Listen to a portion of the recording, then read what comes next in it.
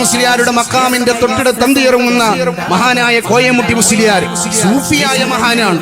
പറഞ്ഞ വാക്കിന് അസറുള്ള പണ്ഡിതനാണ്.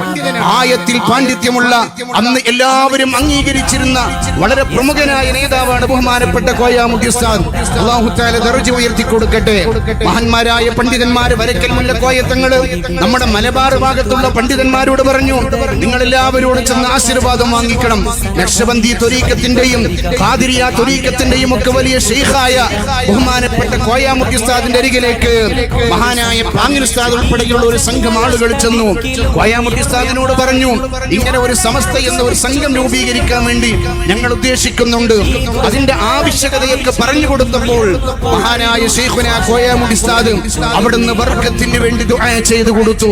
എന്നിട്ട് പറഞ്ഞു, എനിക്ക് പ്രായമായിട്ടുണ്ട്, എനിക്കിനി പഴയതുപോലൊന്നും പ്രവർത്തിക്കാനും ഓടി നടക്കാനൊന്നും സാധിക്കൂല. അതുകൊണ്ട് എന്റെ മകൻ അബ്ദുൽ ബാരിയെ നിങ്ങൾ ആ പ്രവർത്തനത്തിന് വേണ്ടി കൊണ്ടുപോകണമെന്ന് പറഞ്ഞ് തന്റെ മകനെ സമസ്ത കേരള ജംഇയ്യത്തുൽമയുടെ പ്രവർത്തനത്തിന് വേണ്ടി സൂഫിയായ പണ്ഡിതനായ നിരവധി ത്വരീഖത്തിന്റെ ശൈഖായ മഹാനായ ബഹുമാനപ്പെട്ട കോയമുട്ടി മുസ്ലിയാർ എന്ന ദീർഘദൃഷ്ടിയുള്ള മഹാപണ്ഡിതൻ സ്വന്തം മകനെ സമസ്തയ്ക്ക് വേണ്ടി വിട്ടുകൊടുത്തിട്ടുണ്ടെങ്കിൽ, പ്രിയമുള്ള ചെറുപ്പക്കാരെ, സഹോദരങ്ങളെ, നൂറിലേക്ക് അടുക്കുന്ന ഈ വിശുദ്ധമായ സംഘത്തിന് വേണ്ടി നമ്മൾ മാത്രമല്ല, നമ്മുടെ പ്രിയപ്പെട്ട മക്കള്, നമ്മുടെ സന്താന പരമ്പരകൾ, നമ്മളുമായി ബന്ധപ്പെട്ട എല്ലാവരെയും ഈ വിശുദ്ധമായ സംഘത്തിന് വേണ്ടി വിട്ടുകൊടുക്കുക. ആലിമീങ്ങൾ ചെയ്ത പണിയതാണ്, ആരിഫീങ്ങൾ ചെയ്ത പണിയതാണ്, മഹാന്മാരായ ഔലിയാക്കന്മാരെടുത്ത പണിയതാണ്. അവരും അവരെ മക്കളും അവർ പ്രബോധനം ചെയ്യുന്ന ആളുകളോടുമൊക്കെ സമസ്തയുടെ പ്രവർത്തകന്മാരാകാൻ പറഞ്ഞു. അത്തിപ്പറ്റ ഉസ്താദ് പറഞ്ഞതാണ്, മഹാനായ ശൈഖുന തഖ്വൻജി ഉസ്താദ് പറഞ്ഞതാണ്, സൂഫിയാക്കളായ ചാപ്പനങ്ങാടി ഉസ്താദ് പറഞ്ഞതും അതാണ്. അതുകൊണ്ട് യാതൊരു മടിയും കാണിക്കണ്ട.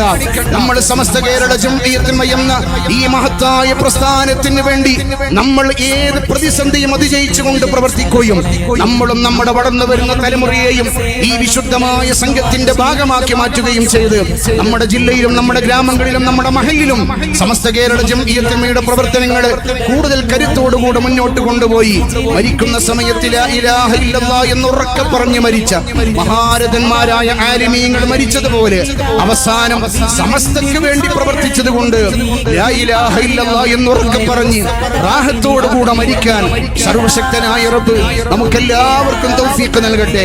ഈ മാസത്തിന്റെ ഒന്നാം രാവിൽ നമ്മൾ അനുസ്മരിച്ച മഹാനാണ് ബഹുമാനപ്പെട്ട പാണക്കാട്ട് സയ്യിദ് ഉമർ അലി ശിഹാബ് തങ്ങൾ.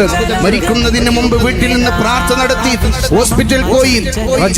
റജബിന്റെ ഒന്നാമത്തെ രാവിൽ, പരിശുദ്ധമായ റജബിന്റെ ഒന്നാമത്തെ രാവിലും വെള്ളിയാഴ്ച രാവും ഒന്നിച്ചു വന്നിട്ടുള്ള രാവിൽ ഹോസ്പിറ്റലിൽ നിന്ന് കലിമ ചൊല്ലി റാഹത്തോടുകൂടെ വിട പറഞ്ഞ സയ്യിദ് ഉമർ അലി ശിഹാബ് തങ്ങളെ അനുസ്മരിക്കുന്ന മാസമാണ്.